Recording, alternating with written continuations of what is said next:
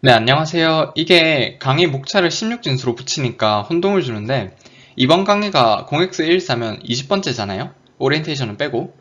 아직 갈 길이 좀 멀긴 하지만 꽤 많이 온 것 같아요. 여러분들도 지금까지 잘 따라오셨다면 잘은 몰라도 대충 100문제 정도는 넘게 풀었을 거고 이제 적어도 내가 공부한 알고리즘은 문제로 나오면 풀 수 있다는 자신감을 가질 수 있을 것 같아요. 그럼 마저 화이팅 해봅시다. 투포인터의 경우에는 알고리즘 자체에서 크게 설명할 건 없고 그냥 문제를 해결하는 예시를 몇 개 보면서 쓰임새를 파악하면 좋아요. 혹시 리뉴얼 전 강의도 보셨던 분이 있으면 전에는 투포인터 알고리즘이 없었던 걸 봤을 거예요. 리뉴얼 전 강의는 사실 좀 예전 거였고 당시에는 투포인터가 잘 안 나왔어요. 그런데 언젠가부터 투포인터 알고리즘이 코딩 테스트에 한 문제씩 잘 나오더라고요. 이것도 유행이 있는 건지 잘 모르겠는데 투포인터 알고리즘이 적당히 이론적이기도 하고 인덱스 하나 차이로 정답과 런타임 에러 혹은 오답을 왔다 갔다 하는 그 구현에서의 디테일을 보기도 적합한 것 같긴 해요. 아무튼 그래서 투포인터 알고리즘이 뭔가 하면 저는 이렇게 정의를 해요. 조금 있다가 연습 문제를 같이 보면 더 이해가 잘 되겠지만 아무튼 배열에서 원래는 이중 포문으로 탐색을 해야 한다면 ON 제곱이잖아요. 그런데 포인터 두 개를 두고 걔네를 잘 움직여서 ON을 해결하는 게 투포인터 알고리즘이에요. 여기서 포인터라고 하는 건 C에서 사람들을 굉장히 괴롭게 했던 int 에스터리스크와 같은 포인터는 아니고 그냥 커서라고 생각을 하면 돼요. 그러면 왜 이렇게 시간 복잡도를 줄일 수 있는 거냐면 이중 포문에서는 i가 0일 때 j가 0부터 n-1까지 돌고 i는 1일 때 j가 0부터 n-1까지 돌고 뭐 이런 식으로 진행이 되고 i는 0일 때 계산하면서 얻은 정보가 i는 1일 때 전혀 쓰이지가 않잖아요. 그런데 투포인터에서는 i는 0일 때 계산하면서 얻은 정보를 i는 1일 때 활용을 해요. 그 정보가 포인터의 이동으로 나타나는 거예요. 그리고 미리 말씀을 드리면 이분 탐색으로 투포인터 문제를 풀 수 있는 경우가 많아요.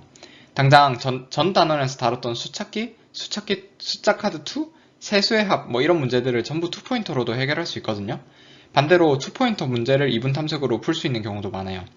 그래서 이번에 연습 문제들을 보면서 이분 탐색으로는 어떻게 해결을 할 수 있을지도 고민을 해보시면 좋을 것 같아요. 그러면 바로 연습 문제로 들어가 볼게요.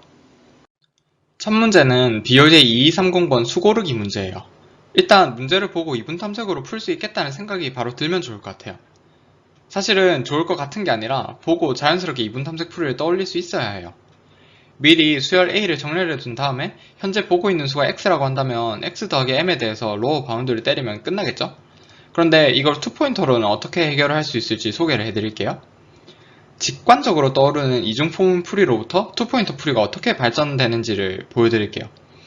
일단 배열은 이미 정렬이 되어 있다고 치고 이중포문으로 코드를 짜면 이렇게 뭐 그다지 어렵지 않게 구현을 할 수 있어요.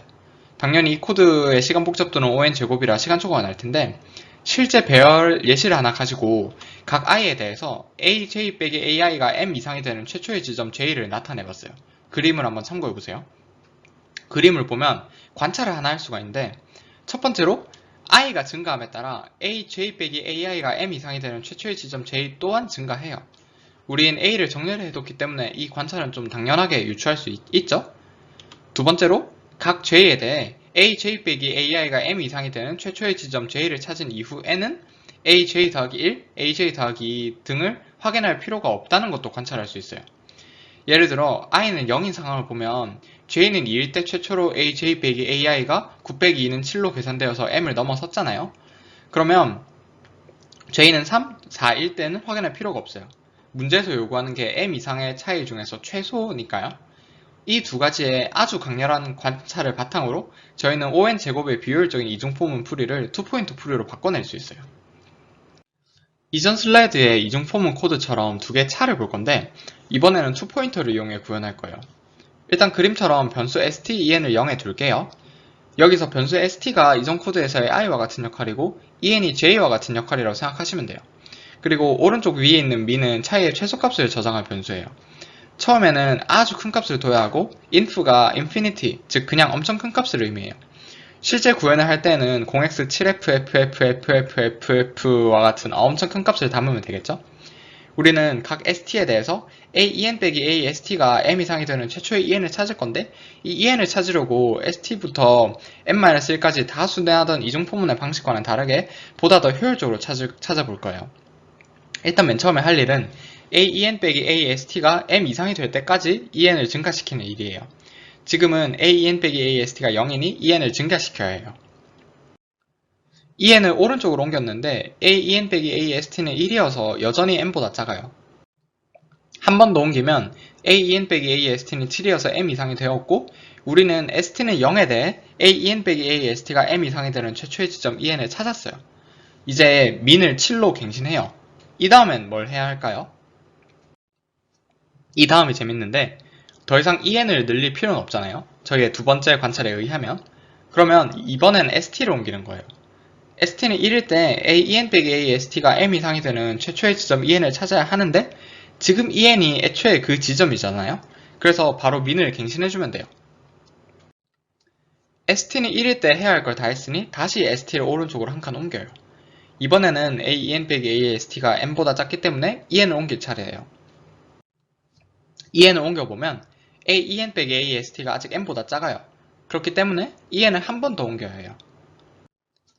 en을 한 번 더 옮기고 났더니 a-en 빼기 a-st가 m 이상이 됐어요. 하지만 a-en 빼기 a-st가 min보다 크기 때문에 min의 갱신은 일어나지 않아요. 이 뒤는 생략을 할게요. 이렇게 각 st에 대해 모든 en을 보는 게 아니라 이전의 en 값을 계속 가지고 있다가 효율적으로 써먹는 방법이 투포인터이고, 시간 복잡도를 생각해보면 일단 처음 정렬의 on log n이죠. 그 다음으로 투포인터를 수행하는 건 한 번 비교를 할 때마다 적어도 st가 한 칸 움직이거나 en이 한 칸 움직여요. 그리고 en이 범위를 벗어나거나 st가 제일 끝에 도달하면 알고리즘이 끝나니까 st와 en이 움직여야 하는 거리는 총 2n이고, 그렇기 때문에 놀랍게도 on의 동작을 해요. 좀 상당하죠? 이렇게 이전의 정보를 활용해서 시간 복잡도를 확 떨굴 수 있어요. 근데 투포인터 알고리즘이 실제 구현을 할 때 조금 애로사항이 있거든요. 가장 많이 실수하는 게 인덱스 하나 차이로 어긋나는 건데, 이를테면 제로 인덱스 기준으로 an은 절대 참조를 하면 안 되는 값이잖아요. 그런데 뭔가 반복물 탈출 조건을 잘못 줘서 en의 값이 n이 된 이후에도 a의 en 값을 참조한다거나 하는 일을 저지르기가 좀 쉬워요. 그래서 이 문제는 직접 한번 짜본 다음 제 코드를 보면 좀 느낄 수 있는 게 있어서 직접 짜보는 시간을 가져볼게요. 여러분들이 어떻게 짜셨는지 볼 수는 없지만 굉장히 예외 처리를 복잡하게 구현하신 분도 분명 있을 거예요. 그런데 사실 그냥 17번째 줄처럼 짜면 끝이에요. 각 st에 대해서 a-en 빼기 a-st가 최초로 m 이상이 되는 지점을 찾으려면 a-en 빼기 a-st가 m보다 작을 동안 en을 계속 증가시키면 되고, en이 n이 되는 순간 탈출을 해야 하기 때문에 while문 안에서도 en이 n보다 작다 이 조건이 필요하고 17번째 줄의 코드도 필요해요. 그리고 하나의 구현 팁인데, 예외 처리를 더 간단하게 할 수 있는 방법이 있어요. 지금 코드에서는 an에 0이 들어가 있잖아요. a를 전역 변수로 잡았으니까. 그런데 지금 각 수는 마이너스 10억에서 10억 사이의 값이니까 그냥 an에 10억 곱하기 10처럼 답에 영향을 줄 수 없는 아주 큰 값을 넣어버리면 en은 무조건 n에 걸려서 멈춰서 있게 되잖아요. 즉 en이 n을 넘어가는 일이 생기지 않고, 그러면 굳이 16, 17번째 줄에서 en이 n보다 작은지 뭐 그런 걸 고려할 필요가 없이 그냥 while a-en 빼기 a-st는 m 이하일 동안 뭐 en 뿔뿔 뭐 이런 식으로 두면 돼요. 다만 이렇게 경계 끝에 엄청 큰 값을 담아버리는 테크닉을 쓰다가 값을 이상하게 줘가지고 오히려 답을 망쳐버리는 경우도 종종 있거든요.